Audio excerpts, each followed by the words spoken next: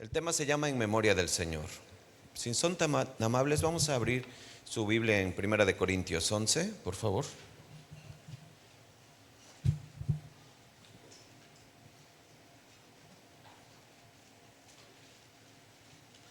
Me indican cuando estén ahí, por favor.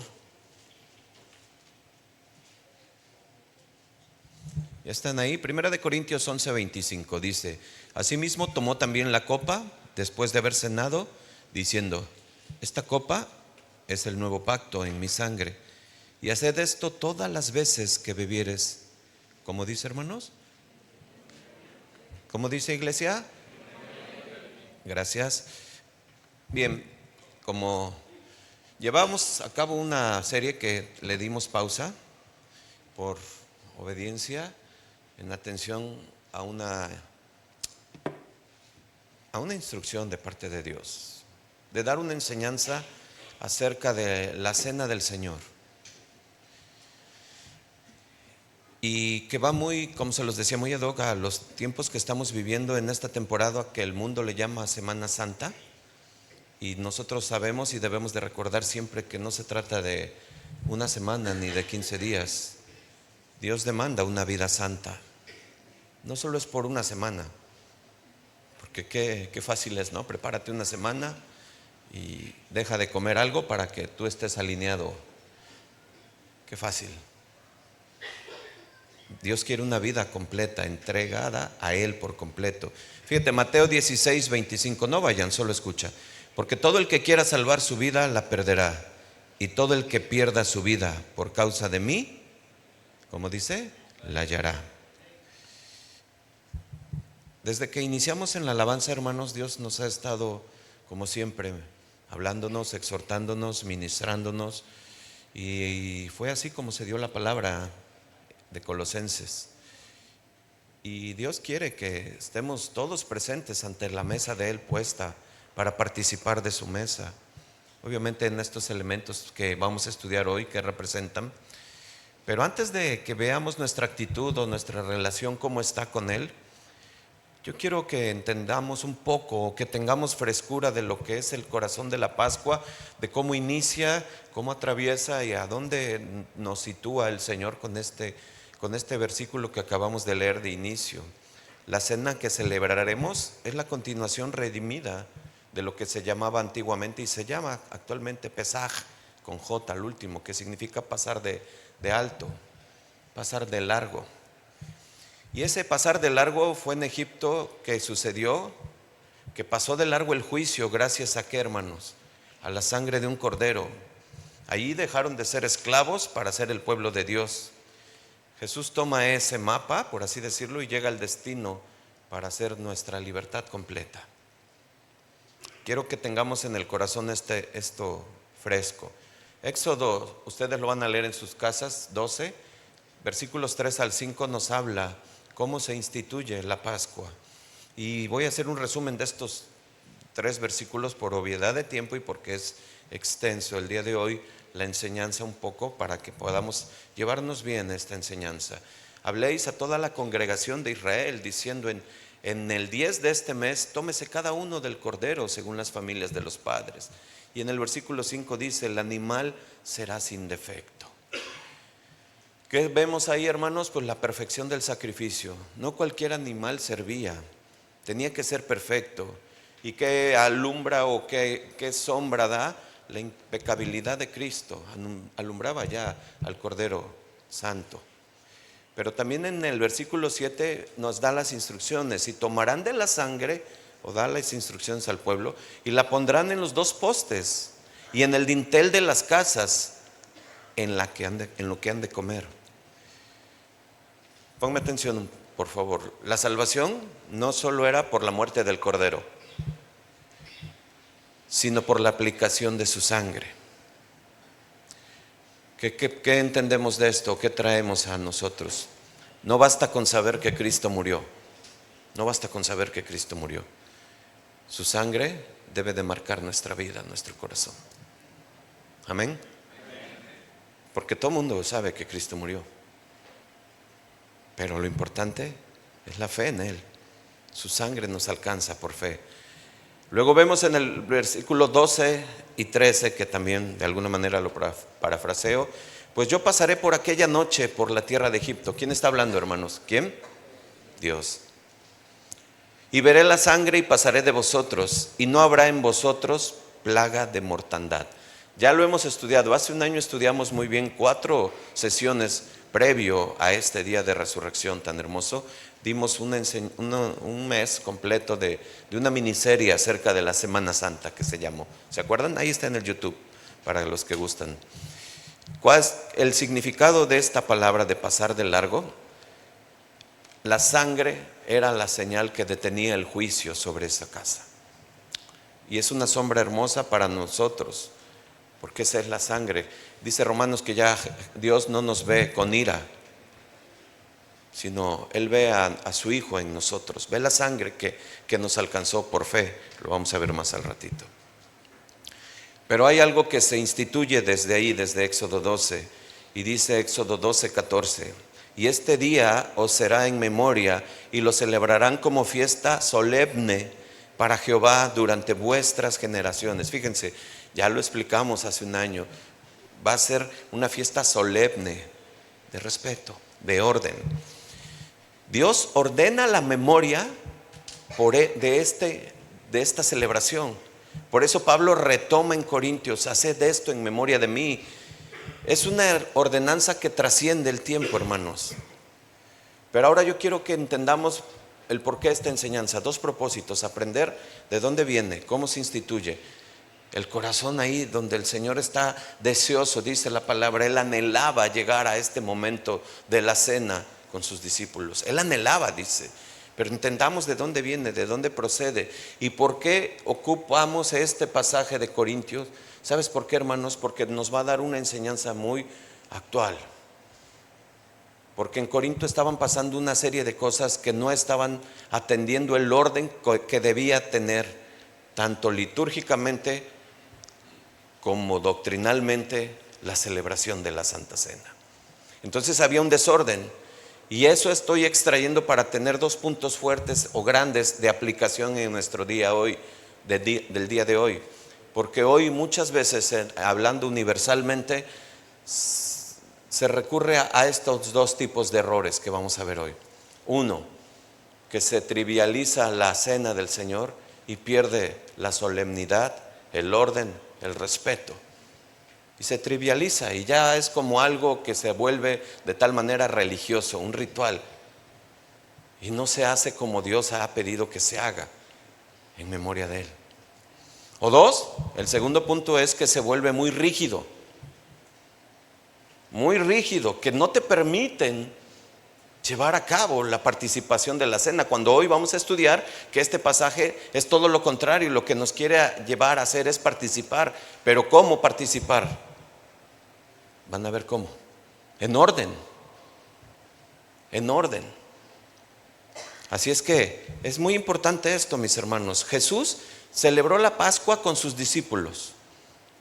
Él ya no se necesitó el cordero porque ya estaba el cordero presente. Él había estado en todas las Pascuas de Jerusalén como buen judío. Ustedes han leído en sus Biblias Lucas 2, 41 al 42, que dice que iban sus padres todos los años a Jerusalén, y cuando tuvo 12 años subieron conforme a la costumbre. ¿A qué? A celebrar la Pascua. Y ahí en el aposento alto, en la víspera de su muerte, Él dice en Mateo 26, 18: mi tiempo está cerca, en tu casa celebraré la Pascua con mis discípulos. Y luego dice en Lucas 22, 15: cuánto he deseado comer con vosotros esta Pascua antes que padezca. Hermanos, Jesús ya no celebró esa Pascua con un cordero de animal, ni con un cordero animal, porque Él era el cordero. Ya no hubo hierbas amargas, porque Él era el libertador. Ya no hubo levadura, porque Él es quien limpia las conciencias. Este sacrificio estaba escrito en la omnisciencia y presencia de Dios. Fíjense cómo lo dice Primera de Pedro 1 en Nueva Traducción Viviente, versículo 18. Voy un poco rápido, pero sé que ustedes van en el hilo de la enseñanza. Dice Primera de Pedro 1, 18: pues ustedes saben que Dios pagó un rescate para salvarlos de la vida vacía que heredaron de sus antepasados. Escucha, no fue pagado con oro ni plata, los cuales pierden su valor. Versículo 19, sino que fue con la preciosa sangre de Cristo, el Cordero de Dios, que no tiene pecado ni mancha. Versículo 20, Dios lo eligió como el rescate por ustedes mucho antes de que comenzara el mundo, pero ahora en estos últimos días Él ha sido revelado por el bien de ustedes. Amados hermanos, antes de que existiera el primer pecado sobre la tierra en el Edén, ya existía la provisión de la sangre en la mente de Dios. La cruz no fue un plan B, ¿eh? La cruz no fue un plan B, ni fue algo que tomó a Dios así como que, ¿qué pasó? ¿Y qué hacemos? No, ya estaba en la presencia de Dios, ya estaba en la omnisciencia de Dios, es lo que estamos viendo. Y esto, ¿sabes por qué lo menciono, hermano? ¿Sabes por qué lo traigo a la enseñanza? Para que te dé seguridad tu salvación. Para que tengas seguridad en tu salvación, es de Dios. Es algo que Él ya había planeado, es algo que Él ya había decretado, es algo que Él ya había contemplado. Así es que con esto en mente y con esto nada más como introducción y contexto en nuestras mentes, hermanos, que es de mucha enseñanza esto, vamos a pasar al pasaje que estudiaremos. 1 Corintios 11, en algún momento ya lo estudiamos, pero sabemos que es necesario para nosotros recordar algunas cosas y sobre todo para aquellos nuevos que nos visitan, saber por qué celebramos la cena del Señor, cómo la celebramos, cuándo la celebramos. Ya verán. Dice el versículo 17 de 1 Corintios 11, 17, pero al anunciar esto que sigue, no los alabo, porque no se congregan para lo mejor, sino que para lo peor. Pues en primer lugar, cuando se reúnen como iglesia, oigo que hay entre vosotros divisiones, y en parte lo creo, porque es preciso que entre vosotros haya, ¿cómo? Esto es tremendo, ¿eh? No voy a abundar, solamente voy a decir algo. A Dios no se le escapa nada. Cuando tú crees que hay un grupo que está atentando contra la unidad de la iglesia, dices, ya se le escapó al pastor, ¿viste ya cuántos se fueron? ¿Viste cuántos desertaron? El Señor está diciendo, es necesario que haya disensiones. ¿Sabes por qué? Luego dice, ¿para qué? Para saber quiénes son los aprobados. Y eso es una de la sabiduría de Dios que podemos ver cómo cuida su obra. ¿Se dan cuenta, mis hermanos? Versículo 19, porque es preciso, versículo 20, cuando pues se reúnen, esto no es comer de la cena del Señor, porque al comer uno se adelanta a tomar su propia cena y otro tiene hambre y otro se embriaga. Versículo 22, pues ¿qué? ¿No tienen casas en donde coman y beban? ¿O menosprecias la iglesia de Dios y avergüenzas a los que no tienen nada? ¿Qué les diré? ¿Los alabaré? En esto no los alabo. Hermanos, no lo vemos quizás, pero es una llamada de atención muy fuerte. Fuerte, es una reprensión fuerte, las palabras son fuertes.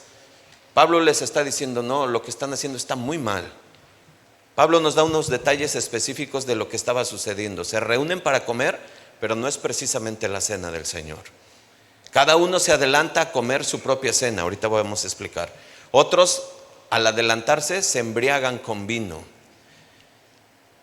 ¿Qué estaban haciendo, hermanos? Estaban menospreciando, estaban trivializando la cena del Señor. No le estaban dando la solemnidad que merecía, que amerita, y estaban haciendo las cosas a su manera. Y hermanos, yo solamente quiero poner un contexto muy rápido para que entendamos lo que sucedía en Corinto. Porque lo que tú ves aquí como los elementos del vino y el pan, que es una galletita o en jugo de uva, no es lo que se acostumbraba en ese momento. Ellos tenían, como vemos, las celebraciones en casas, no lo hacían en reuniones como esta, en una congregación o salones como nosotros hoy. Usualmente los anfitriones de cada casa eran los que ellos daban el recibimiento y acomodaban a las personas. Se utilizaba un silloncito como un tipo reposer, para que me explique, donde los sentaban y donde podían comer, platicar y convivir. Pero eso ocupaba espacio en las casas y no cabía la gente. Pero ¿quiénes creen que estaban en esos tipos reposets? ¿Quiénes? La gente de más poder adquisitivo. Entonces los que no tenían ese poder adquisitivo se iban al patio, hasta atrás. Entonces era un menosprecio. Y dense cuenta, porque la esencia de lo que es la cena es la unidad. Ya estaban alterando todo lo que Jesús había estipulado. Y entonces, hermanos, ¿qué sucede? Pues Pablo llega y los empieza a reprender, y lo que se supone que tenía que ser una celebración en donde participara todo el cuerpo, como lo dice 1 Corintios 10:17, que somos un cuerpo, estaban haciendo totalmente lo contrario. Lo que tenía que ser para unir se estaba usando para dividirse, y esto es una tragedia. Hermanos, ¿por qué estamos dando este contexto? Porque leímos el versículo 25 con el que es nuestra base de la enseñanza, pero tiene un contexto, y esto nos deja una enseñanza muy tremenda para nosotros, unas aplicaciones al día de hoy. Porque Pablo les dice y les pregunta con una pregunta retórica: ¿por qué no te emborrachas en tu casa? ¿Por qué no comes en tu casa? ¿Qué hacían ellos? Fíjense, lo que hacían ellos, al tener estos sillones especiales para platicar, convivir y comer, cada quien traía su platillo, y ellos, algunos traían unos platillos pues muy majestuosos, y claro, se compartían entre los que ellos querían. Pero a eso se le llamaba, a ese momento, a ese evento se le llamaban comidas ágapes. Cuando tengas tiempo, y te lo pido que lo hagas, date una leída en Judas 1:12. Judas está hablando de los falsos maestros, y se van a dar cuenta cómo los falsos maestros ocupaban ese momento para perderse. Ahí lo están viendo. Pero tenían esa práctica en ese tiempo. Pablo está diciéndoles: eso no está bien, eso no es correcto. Si tú tienes tu propia casa, ¿por qué no vienes ya comido? Para que celebres la cena del Señor como debe de ser. Eso es lo que le está diciendo. Y nosotros sabemos, hermanos, que estas aplicaciones al día de hoy siguen siendo vigentes. No me refiero a la comida, me refiero al desprecio. Me refiero al hacer segmentos. Vivimos en una sociedad donde tu apellido y donde tu cartera tienen peso, tienen distinción. Para el mundo, para Dios no. Somos un solo cuerpo. Y esto es una aplicabilidad al día de hoy. No podemos hacer ni siquiera un menosprecio, nunca, a alguien de esta iglesia, de la iglesia del Señor, de un cristiano, de un hermano, de nadie. Pero creo que esto es lo que Pablo nos deja ver como una enseñanza primera para nuestra iglesia local. Hermanos, hay una oración que hizo el Señor Jesús en el aposento alto en Juan 17: para que todos sean uno, Padre, para que todos sean uno. Y luego dice el propósito de esa unidad: para que los de afuera crean que yo soy el enviado. Hermanos, tenemos que hacer lo que nos toca. Dios nos ha dado el privilegio de ser una iglesia socioeconómicamente heterogénea. ¿Qué es eso? Que tenemos personas de varias condiciones económicas, de varias condiciones laborales. Y sabes, eso es una bendición, porque al tener el cuidado de nunca menospreciar a nadie, hermanos, estamos teniendo el entendimiento de lo que Cristo quiere para el cuerpo de su iglesia. Amén. Si tú evalúas tus relaciones en la iglesia y ves que te estás inclinando solo a cierto sector, debemos de reaccionar. Hoy es un buen día. Escúchame. Ahorita estoy haciendo alusión a lo que es el contexto de esta carta, pero ahorita vamos a entrar, porque Pablo no está prohibiendo participar. Está diciendo cómo deben de hacerlo, y vamos a prepararnos el cómo debemos de hacerlo. Esto es parte de lo que estaba sucediendo en Corinto. Así es que vemos cómo la cena del Señor solo se había convertido en un pretexto. ¿Sabes para qué? Para el clasismo en la iglesia. Solo se había convertido en un pretexto. Así que lo que hace ahora Pablo es presentar al verdadero sentido de la cena del Señor. Y aquí es donde toma un poco de fuerza el corazón de la enseñanza. Porque hace un año, en las 4 enseñanzas que les di, les dije, voy a dejar pendiente una explicación de las 4 copas. ¿Cuántos se acuerdan? ¿Se acuerdan? Ahí vamos a estar. Porque es lo que va a explicar Pablo. Es lo que se puede ver en los versículos siguientes, en el versículo base. Y vamos al siguiente punto, fíjense, la copa del nuevo pacto. Versículos 23 en adelante. Porque yo recibí del Señor lo que también les había enseñado, que el Señor Jesús, la noche que fue entregado, tomó pan, y habiendo dado gracias, lo partió y dijo, tomad, comed, este es mi cuerpo, que por vosotros es partido. Haced esto en memoria de mí. Asimismo también tomó la copa, después de haber cenado, diciendo, esta copa es el nuevo pacto en mi sangre, y haced esto todas las veces que bebieres en memoria de mí. Así pues, todas las veces que comieres este pan y bebieres esta copa, la muerte del Señor, ¿qué? Anuncias hasta que Él venga. Pablo dice algo bien importante, que él lo recibió del Señor y que lo enseñó tal cual. Ojo, les está hablando a un pueblo de Dios, les está hablando y les está tratando de hacer memoria de lo que Él les enseñó. Primero les dijo y les detectó el problema de lo que estaba sucediendo. Ahora les va a refrescar su memoria en decir de qué se trataba la cena del Señor, qué representaba, y sobre todo cuánto tiempo tenía establecido esto. Me refiero no por años, sino que era una fiesta solemne establecida desde la antigüedad. Lo vimos en Éxodo. Así es que Pablo empieza a describir los elementos de la cena, y quiero que veamos algo importante, porque aquí nos metemos, para entender este peso tan grande de este pasaje. Debemos de entender a qué se refería el Señor Jesús cuando lo sentó en la mesa, cuando les dijo, vayan y busquen a tal persona y díganle que quiero celebrar la Pascua con ustedes, y Él los va a dirigir. ¿Se acuerdan de ese pasaje, verdad? Sí, se acuerdan. Bueno, quiero que entendamos, porque para el pueblo judío esa celebración es una fiesta solemne, la Pascua, pero está establecido por un orden. Escucha por favor, orden. La palabra para ellos a esta celebración se le llama seder, con S, S-E-D-E-R, seder, que significa en hebreo orden. ¿Escuchaste? Orden.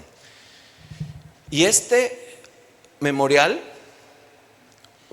perpetuo, como lo leímos en Éxodo 12:14, que representaba la liberación de la esclavitud, no solamente era una cena, una liturgia donde se beben 4 copas de vino que están establecidas en una promesa de Dios en Éxodo 6, ahorita lo vamos a leer, sino representaba en ellos, en el pueblo de judío, ese orden para que cumplía casi 15 pasos del orden del ceder, para que ellos estaban tratando de siempre de que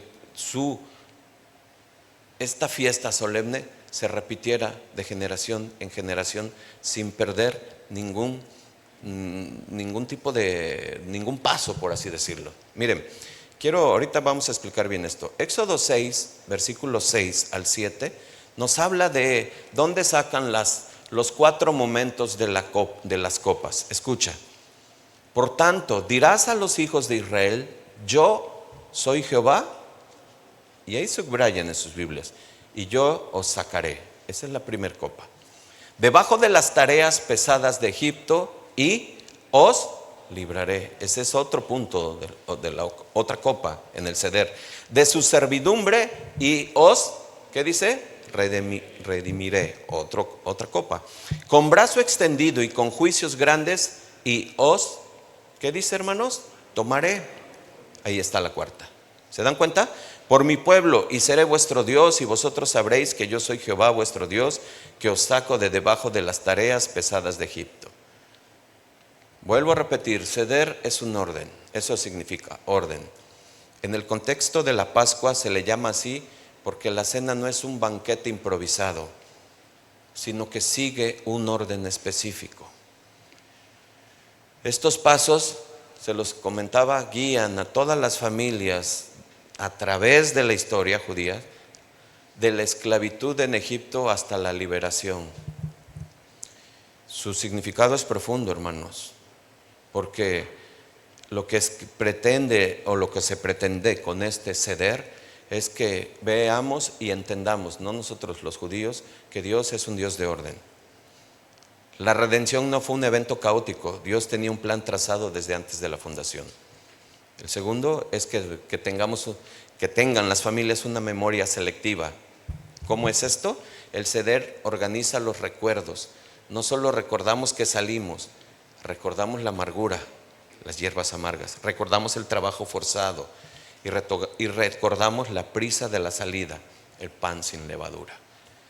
Por favor, hermanos, no te me pierdas y no te me confundas. ¿Qué estamos hablando? Estamos hablando del momento en que el Señor Jesucristo Pablo le hace un zoom al versículo 23 en adelante, donde le dices: y yo les enseñé esto que aprendí del Señor Jesús en el momento en que tomó la copa. Y yo les estoy haciendo un zoom un poco más para que entendamos ese momento de esas copas, de lo que sucede precisamente en la cena del Señor, en una celebración judía. Un ceder es un orden que ya lo entendimos y que está establecido por unos pasos para que siempre las familias judías lo tengan presente. Y lo que Pablo les está haciendo saber y haciendo ver es que en el desorden que se encontraban, no estaban respetando ni el orden ni la solemnidad que representaba la cena del Señor. ¿Se entiende, hermanos? ¿Sí se entiende aquí? ¿Seguros? Bueno, y si no, luego lo vuelven a escuchar. Así es que cuando leemos en los evangelios que Jesús envió a sus discípulos a preparar la Pascua, a esto se refería el Señor Jesús, a listar todo lo necesario para cumplir con este ceder. Jesús siguió el orden tradicional, pero en momentos específicos, como tomar la tercera copa o partir el pan, insertó el verdadero significado, su propio sacrificio, el nuevo pacto. La primera copa de la santificación, os sacaré, se toma al inicio para apartar la noche como sagrada. Y se entiende que Jesús nos santifica sacándonos del sistema del mundo. Para los que están en el chat de la iglesia, hoy les di un zoom de esto. Para los que lo leen, 22. La segunda copa, la copa del juicio, los libraré. Se toma mientras se relatan las plagas de Egipto. Qué interesante esto, ¿no? Sí, es un ritualismo, sí es un simbolismo, todo es un símbolo de todo. Se empiezan a recordar las plagas de Egipto. Y esta era la copa que Jesús habla en el Getsemaní. Escucha, cuando él clama: Padre, si es posible, ¿qué dice? Pasa de mí esta copa, en Mateo 26, 39. Se refiere a la copa del juicio amargo y la ira de Dios contra el pecado. Pero él aceptó beberla solo por ti y por mí, hermanos, para que tú y yo no la bebiéramos. Él verdaderamente sufrió en el Getsemaní, verdaderamente sudó gotas de sangre por la presión que estaba pasando. Esta es la copa. Él dijo: Padre, si es posible, pasa esta copa, pero que no se haga mi voluntad. De inmediato, redirección al Señor. ¿A dónde? A la voluntad del Padre, a la obediencia. La tercera copa, la copa de la redención. Ya lo vimos de dónde salió. Lo vimos de Éxodo 6, cuando les dice: los redimiré. Esta es la cita que estamos leyendo en el versículo 25, donde dice: después de haber cenado, era la copa que celebraba la sangre del Cordero en el dintel. Jesús la levanta y dice: este es el nuevo pacto en mi sangre. Y sabes, hermanos, ahí cambia totalmente. Ahí ya le dio sentido a todo lo que la fiesta anunciaba desde el Éxodo. Esta es mi sangre. Y la cuarta copa, la de la esperanza, los tomaré, dice. Es la copa final que celebra la entrada a la tierra prometida. Jesús no la bebió. Él le dijo a sus apóstoles: no beberé, en Mateo 26, 29, no beberé más de este fruto de la vid hasta aquel día en que lo beba de nuevo con ustedes en el reino de mi Padre. Él dejó esa copa en la mesa como una promesa de que Él va a regresar por su iglesia. ¿Cuántos lo creen? Para celebrar las bodas del Cordero. Esas son las 4 copas. ¿Sí, mis hermanos? ¿Sí? Ese es el momento que está ahí. Eso es lo que Pablo les enseñó. Eso es lo que tenemos que entender, la solemnidad que había de esta cena. Pero ahora, yo te quiero que tú pienses y medites un poco. ¿Cómo es que debo hacer memoria de Jesús? ¿Cómo?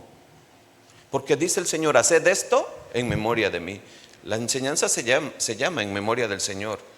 No es un recuerdo vago del pasado, es traer al presente, hermanos, sí, la eficacia de su obra.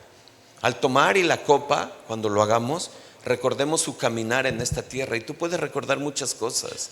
Puedes recordar su humanidad. Él se hizo hombre 100%. Él dijo, tengo sed, tengo hambre, estoy cansado. Él entiende nuestra debilidad. Puedes recordar su compasión también, como Él tuvo compasión con los leprosos cuando sanó, como Él tuvo compasión cuando a la mujer aquella que encontraron en un adulterio y la querían apedrear, Él la reivindicó y le dio el valor a la mujer que debe de tener la mujer. Tú puedes tener una memoria de Jesús en tu vida, de qué eras antes y qué eres hoy. No somos perfectos, no, claro que no, hermanos, tenemos muchos errores. Y algo que nosotros los cristianos debemos de decir y aceptar, porque muchos de afuera nos consideran, ay, si tú te crees el perfecto, tú te crees el que no fallas. No, hermano, no. Y no, amigo, para ti que nos escuchas. Hemos entendido precisamente que como no somos perfectos, necesitamos al Señor para caminar en un orden en esta vida, en su voluntad, en santidad. Que pecamos, que caemos, que resbalamos, pero llegamos al trono de gracia y es Él que nos perdona, porque su palabra dice que el que no confiesa sus pecados, ¿qué dice? ¿No se acuerdan? Entonces, hermanos, ¿qué es lo que tenemos que recordar? Tenemos que recordar al Señor, que es un Señor amoroso, que es un Señor que nos entiende, que es un Señor que está abogando por nosotros. Padre, perdónalo.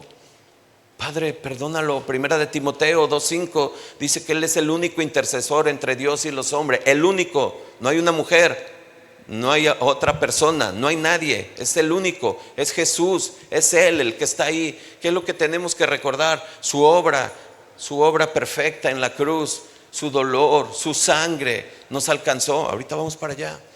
Hay muchas cosas que recordar. Recordamos su obediencia, que siendo Dios aprendió la obediencia hasta la muerte y muerte de cruz. Él se despojó de todo, dice su palabra en Filipenses 2. No escatimó ser igual a Dios, se despojó de todo. ¿Qué podemos recordar, hermanos? Podemos recordar que antes estábamos muertos y hoy, gracias a esa obra y gracias a haber escuchado su palabra, tenemos vida y vida espiritual. Amén. Hacer memoria es decir, Señor, recuerdo que tu cuerpo fue partido para que el mío era sanado. Recuerdo que tu sangre fue derramada para que mi dintel fuera marcado, mi dintel, mi corazón. Así es que Pablo tiene esta intención, hermanos, de mostrar el propósito, la esencia, el corazón de la cena. Y es previo a la muerte de Jesús, de lo que celebró el Señor en la Santa Cena. Dice el Señor, el pan es mi cuerpo por ustedes, mi sangre es mi sangre por ustedes. Entonces, llega la pregunta, ¿cómo es que los corintios, se habían dejado engañar y habían caído en esas fiestas triviales, perdiendo la solemnidad a una cena que representa a nuestro Señor Jesucristo cuando lo recordamos ahí? Hermanos, no juzguemos a los de Corinto. Cada parte de la Biblia, cuando tú lees cada personaje de la Biblia y tú dices, ese es Saúl, ¿por qué no pudo entender? Tenemos una parte de Saúl. ¿Quieres que te diga lo más fuerte? Tenemos una parte de Judas. Judas tuvo el mejor maestro. No fue por la doctrina, no fue por la teología, pero no entregó su corazón, no hubo arrepentimiento. Tenemos una parte de María, tenemos una parte de Martas. ¿Cuánto afán hay en la iglesia? ¿Cuánto afán? Entonces, hermanos, no podemos llegar y sentenciar a los de Corinto. Ay, yo no sé cómo se atrevían a hacer eso y menospreciar a los hermanos más pobres, a los más necesitados. Si no supieron que Mateo 25 el Señor Jesús decía que cuando veas a uno con hambre y le des de comer, o veas a uno con frío y lo abrigues, me lo estás haciendo a mí. No te pongas en ese bullpen y empieces a tirar bibliazos. Porque mejor piensa cómo tratas a tu esposo o a tu esposa o a tus hijos y viceversa. En el contexto congregacional de tu casa, ¿cómo eres? Ahí es donde tenemos que empezar a pensar, hermanos, valga la redundancia. Tenemos que empezarlo a trasladar hacia la aplicación de nuestra vida práctica y real. Esta es la cena del Señor que estamos viendo y que vamos a celebrar y que necesita la solemnidad necesaria. Necesita, hermanos, el entendimiento necesario. El pan y el vino que representamos aquí, hermanos, no es cualquier pan y cualquier vino en un contexto congregacional y en un contexto de una celebración de cena. El pan y el vino lo puedes encontrar allá afuera, pero no es lo mismo como un grupo de personas reunidas allá afuera, como un grupo de personas reunidas aquí adentro en un contexto congregacional de iglesia. No es lo mismo. Amerita la solemnidad, el orden y el respeto lo que vamos a hacer. Por eso, hermanos, los de Corinto estaban comunicando todo lo contrario a lo que era la cena del Señor. Y aquí vemos la importancia de no ser triviales con algo tan santo. No podemos ser superficiales y ver la cena como un solo evento más sin importancia. Debemos de entender esto, hermano. La cena del Señor nos recuerda no solo nuestra comunión con Cristo, sino nuestra comunión de unos con otros. A mí me gusta mucho que cada vez que celebramos la cena del Señor, y aquí entro en una de las preguntas que dije al inicio, ¿cuándo celebramos? ¿Cada cuándo se debe de celebrar la cena del Señor? La Biblia no lo indica. No lo indica. Pero sí decidimos nosotros como iglesia, por lo regular, cada vez que Dios nos pone el momento, es necesario celebrar la cena. ¿Y sabes por qué? Porque hay momentos que la iglesia necesita de esta participación. Necesitamos limpiarnos. Necesitamos verdaderamente decirle al Señor, como lo vamos a hacer, reflexionar cómo estoy con el Señor, cómo está mi relación, cómo están mis pensamientos, mis intenciones, cómo está. La cena tiene un sentido vertical, pero uno horizontal. Y eso es lo que Pablo está comunicando. Sí, tiene un sentido vertical muy importante, pero horizontal también, hermanos. Horizontal también.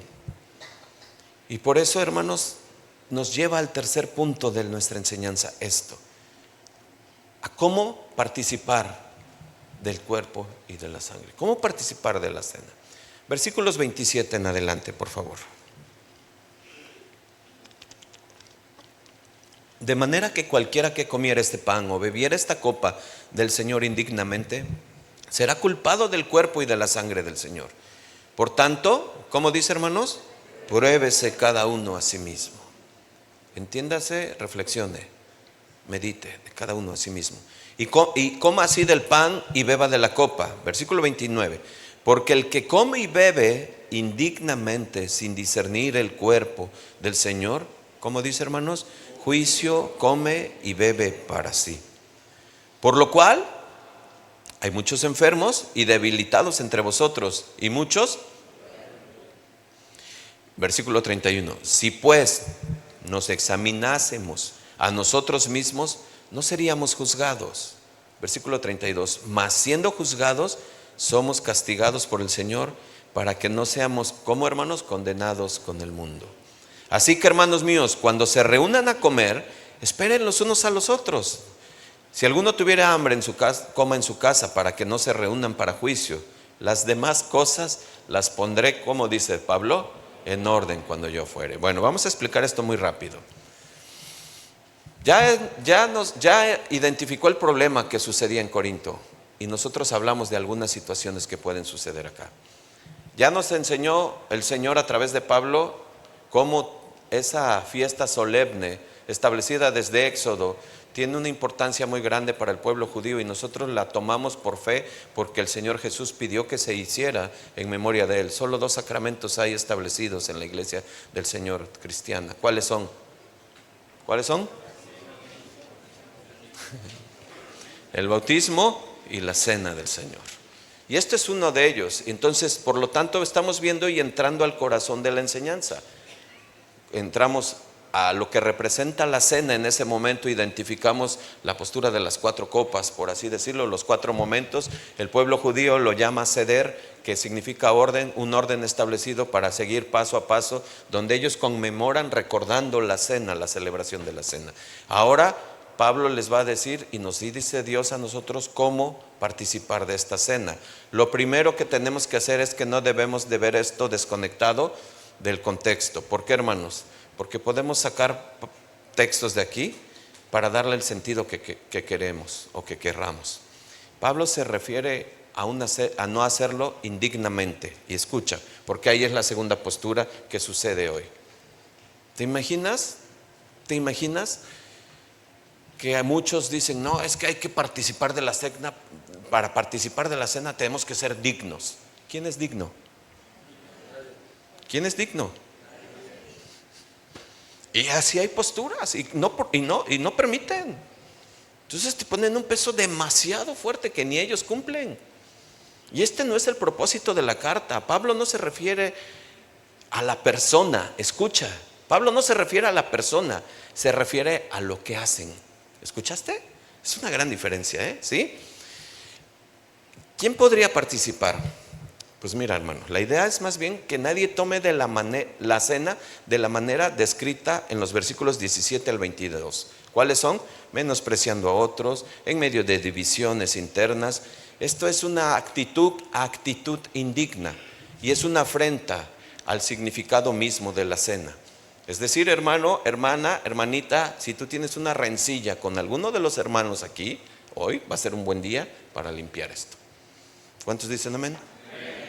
Si alguien aquí dice, ay, es que yo por eso me siento acá y ellos se sienten ahí, yo acá. Estoy diciendo de ejemplo, no voy a decir, ay, lo dices por mí. No, tranquilos, no, participamos de la cena, a lo mejor es conmigo. Entonces ya al final me puedes agarrar y decir, pastor, estamos bien. Después Pablo más adelante dice que sin discernir el cuerpo del Señor, y esto es una referencia clara al cuerpo de la iglesia, como la iglesia.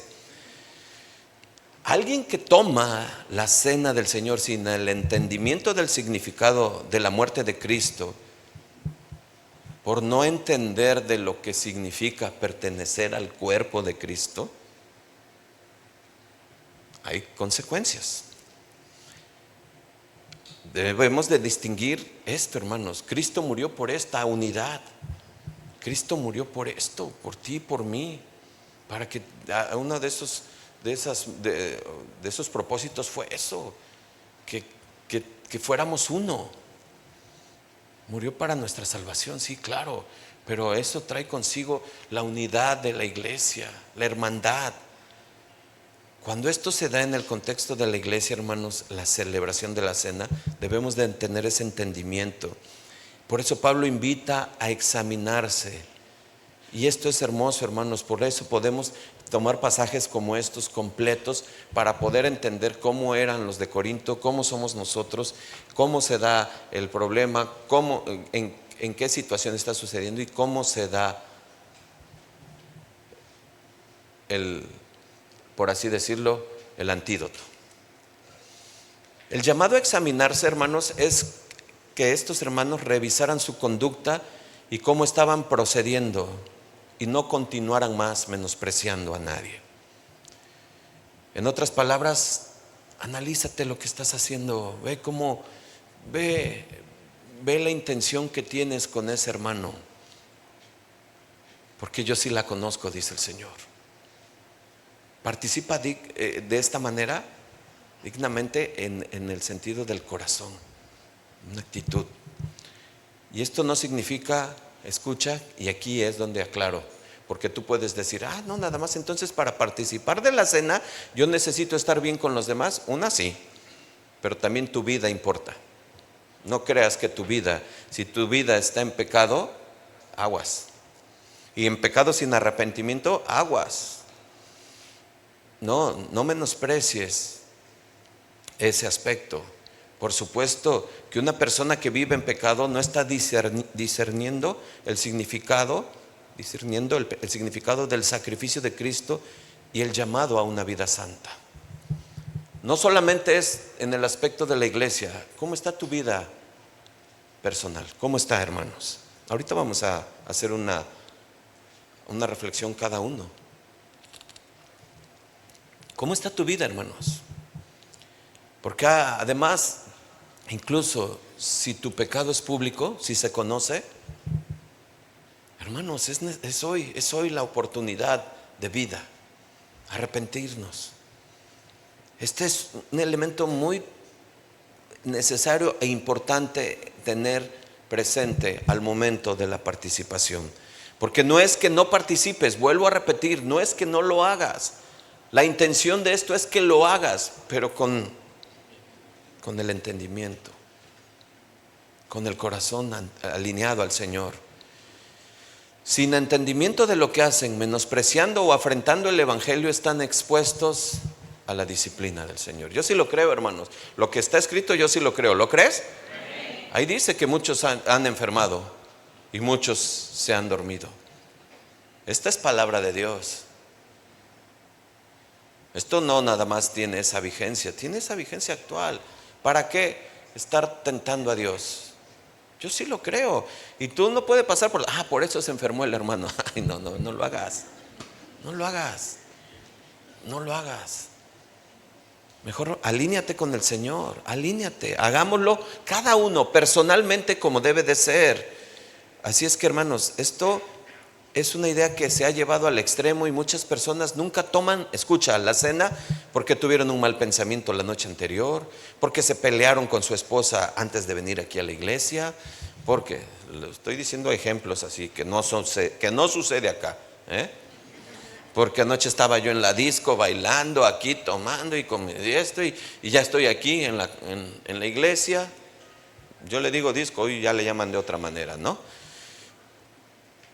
No, hermanos, no se trata de una amenaza, sino se trata de un llamado a considerar la solemnidad, el significado de lo que hacemos y meditar profundamente en eso. ¿Cómo está mi vida? Pero ojo, porque hubo una vez una persona que me dijo hace unos años, estábamos en la bodega y me dijo, oiga, pastor, pues esta es la tercera vez que celebramos la cena del Señor, sí, y yo sigo confesando el mismo pecado, ¿usted cree? Hasta risa da, ¿verdad? ¿Será que es así? Todos bien serios. No está aquí, ya ni está. Tranquilos. Pero ¿sabes una cosa? No, hermano, vete y no peques más. No, hermanos, no, con el Señor no se juega. Ay, ¿qué le pasó? No te voy a decir. Pero ¿sabes una cosa? Con Dios no se juega. Al cristiano no se juega. No tentemos a Dios. De lo que te vayas hoy, o de lo que ya te hayas arrepentido hoy, o de lo que te pongas a cuentas con Dios hoy, hermano, pídele a Dios el poder del Espíritu Santo que gobierne tu mente, tu vida, tus fuerzas, tu impulso, tus decisiones, tus pasiones. Y eso no va a ser por obra de magia, va a ser metido en la palabra, va a ser metido en el Señor. Tu carácter, impulsivo, agresivo, ofensivo, celoso, no lo puedo, pues métete al Señor, entrégaselo al Señor. Tenemos un Espíritu de Dios. ¿Cuántos dicen amén? El mismo que levantó a Jesús de los muertos, Él es el poder que nos puede sostener ante esos eventos. ¿Cómo voy a estar yo aquí cada cena del Señor? Es que le volví a hablar mal a mi esposa, es que le pegué a mi esposa. ¿Tú crees eso? Es un ejemplo, ¿eh? Pero así como esos, es que otra vez en la pornografía, otra vez, Señor, otra vez. Otra vez en adulterio, Señor, otra vez. Hermanos, solemnidad, orden, respeto, lo que representa. Porque por eso murió, por eso lo recordamos, porque por eso Él cambió mi vida verdaderamente y no estoy en una religión. Aquí a sanar mi alma, mi culpa y volver a ser el mismo el lunes, el martes, el miércoles y el jueves. Yo el domingo era un santo, pero ya el jueves soy el 1000 máscaras, ¿no? No. Se trata de ir progresando, ir avanzando, ir perseverando en santidad, ir perseverando, ir dejando atrás. Pero hermanos, eso hay que morir todos los días. Todos los días, todos los días. Y yo no voy a hacerlo de la noche a la mañana, ni por obra de magia, si me ausento del Señor. Hermanos, es muy visible, es muy notable la anemia espiritual. Es muy notable, hermanos. Hay cosas que uno se da cuenta como pastor cuando atendemos las consejerías, y lo que uno se da cuenta es la ausencia de Dios en sus vidas. Es la ausencia de Dios. ¿Por qué? Porque yo he hecho a Dios afuera, a un lado. ¿Se acuerdan del devocional de hoy? Lo he apartado, lo he quitado, mis decisiones, mis emociones, mis pensamientos, y después sufro las consecuencias. Sufro. Y luego me urge, por favor. Y, hermano, hermana, separados de mí, ¿qué dice el Señor? Así es que, hermanos, el propósito de la disciplina aquí que menciona el Señor no es la condenación. Escucha, porque eso también, por eso estábamos en ese punto. No es la condenación, sino el ser juzgados, el no ser juzgados con el mundo, como lo dice el texto.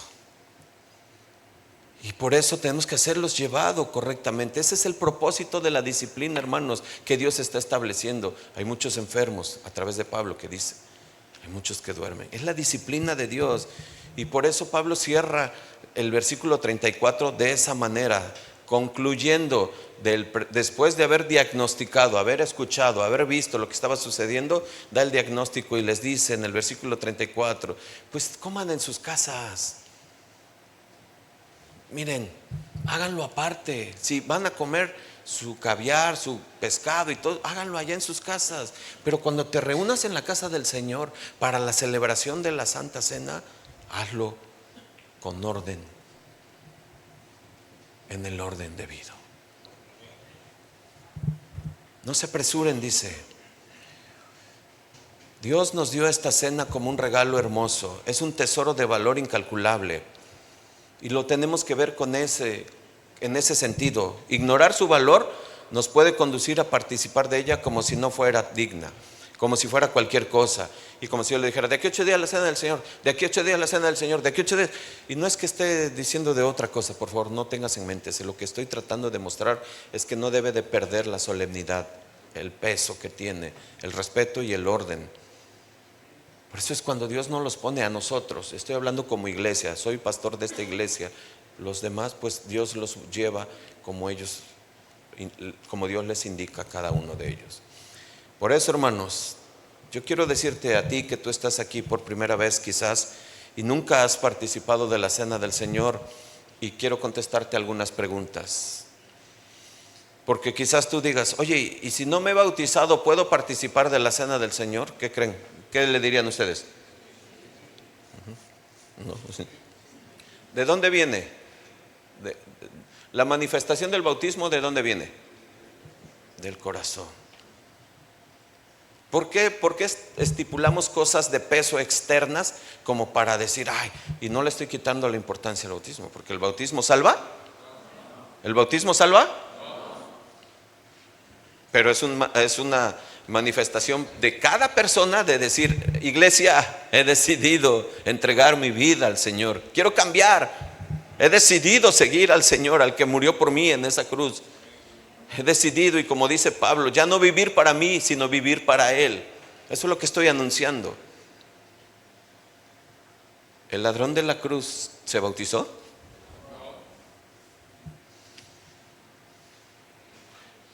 Si tú estás aquí por primera vez, yo sí te recomendaría que medites. Ahorita vamos ya a pasar al tiempo de meditación, porque vamos a participar de la cena. Es bien importante tener esta enseñanza bien entendida. Con Dios no se juega, hermanos. ¿Cuándo sucede? Su gracia es muy... Dices, oye, yo ya participé y estaba así, estaba así. Bueno, la gracia de Dios se extiende. La gracia de Dios es longánime. Pero no lo tientes. No lo tientes porque tiene un límite. Quiero decirte a ti que estás aquí por primera vez, amigo, espero que con esto Dios te haya dado entendimiento y te permita ver la forma de recordar su sacrificio. Nosotros vamos a tener la participación de la cena ya, pero durante este momento en lo que bajan todos sus hijos, ¿escucharon? Todos sus hijos van a bajar. ¿Sabes por qué? En Éxodo dice, cuando te pregunten tus hijos qué es este rito, tú les dirás, pues representa la salvación que hizo Jehová a nosotros, nos liberó. Y cuando ellos vean lo que tú vas a hacer aquí, no, tranquilos, no se preocupen, las maestras los bajan, no tienen que salir nadie. Todas las maestras van a venir. Sus hijos están bien cuidados, gracias a Dios. Sus hijos van a ver que están participando del vino y del pan. Y tendrás que explicarle qué representa la cena del Señor. Es tu tarea como papá, como mamá. Es una gran labor que hacen las maestras en iglesia infantil, enseñar. Pero es nuestra principal labor de nosotros los papás, enseñarles a tener el orden y el respeto al Señor, el temor debido. A la iglesia vienen a reforzar lo que nosotros estudiamos toda la semana. Hermanos, pero para ti que eres cristiano y para ti que tú ya estás en el Señor y que tú has decidido creer en Él y que hoy a lo mejor solamente hiciste recuerdos, memorias de todo lo que escuchaste y solamente reforzaste algunas cosas de lo que ya sabías y conoces, nadie es perfecto. Necesitamos ponernos un momento con el Señor.